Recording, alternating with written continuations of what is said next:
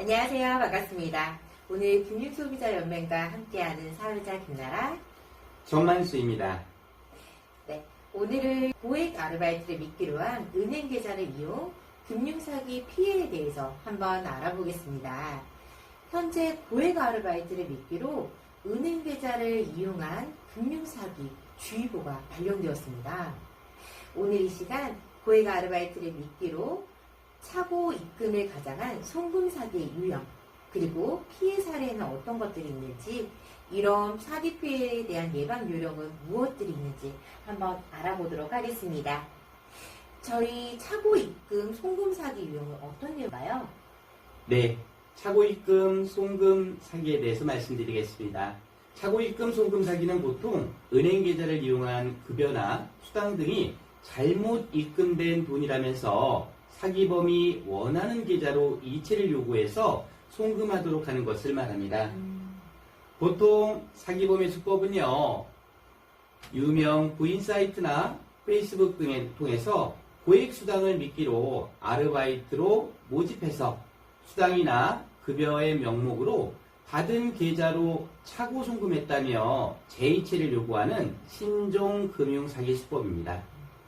최근 아르바이트 일자리를 원하는 불특정 다수에게 고액의 아르바이트를 제공한다고 사칭해서 접근을 합니다. 보통 유도 방향은 다음과 같습니다. 유명 구인 사이트나 페이스북 등의 아르바이트 대상자에게 고액 알바의 미끼를 던집니다.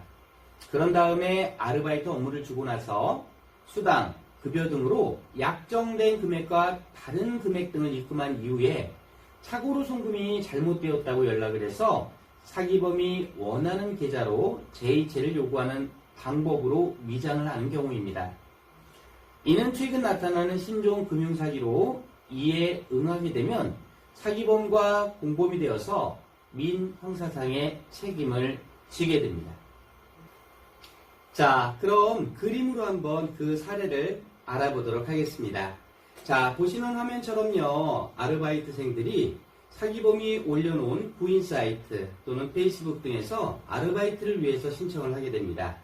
그리고 나면요, 일을 주고요, 일을 하고 나서 입금을 해주죠. 뭐 급여나 수당의 명목으로 입금을 해줍니다. 근데 가장 중요한 거는요, 그리고 나서 바로 차고 입금이 되었기 때문에 다시 한번 나한테 다시 그 남은 돈이나 또는 그 내용을 다시 재이체해달라고 요구를 한다는 거예요. 이렇게 해서 만약에 재이체를 해서 계좌로 송금을 해주게 되면요, 바로 이게 사기범이 요구한 계좌로 입금이 되기 때문에 바로 현행범이나 공범이 될 수 있다는 겁니다. 아, 그렇군요. 그럼 실질적으로 이런 피해 사례가 있을까요? 네, 그렇습니다. 자, 그러면 이런 차고 입금 송금에 대한 피해 사례를 한번 알아보도록 하겠습니다. 자, 이 피해 사례를 보시면은요, 주부 A씨는 코로나19 여파로 수입이 감소해서 살림살이에 보탬이 되고자 지난 6월 페이스북 사이트에서요, 글쓰기 아르바이트를 신청합니다. 그리고 나서 돈 받을 계좌를 보내달라고 해서 계좌번호를 알려줍니다. 근데 가장 중요한 것 중에 하나는요, 바로 통장에요, 600만 원이라고 하는 거액이 입금된 거예요. 그래서 이상하게 생각한 끝에 잘못 송금되었다는 연락을 받게 됩니다. 그래서 다시 계좌로 보내달라고 계좌를 주면서 송금을 요구합니다. 그런데요, 피해자인 주부는요, 보낸 사람과 받는 사람의 명의가 달라서 뭔가 좀 이상하다라고 생각을 해서요, 송금을 거부하고 은행에 지급정지를 신청한 사례입니다. 네, 그러면 사기 피해 저희가 예방 요령에는 따로 방법이 있을까요? 네, 있습니다.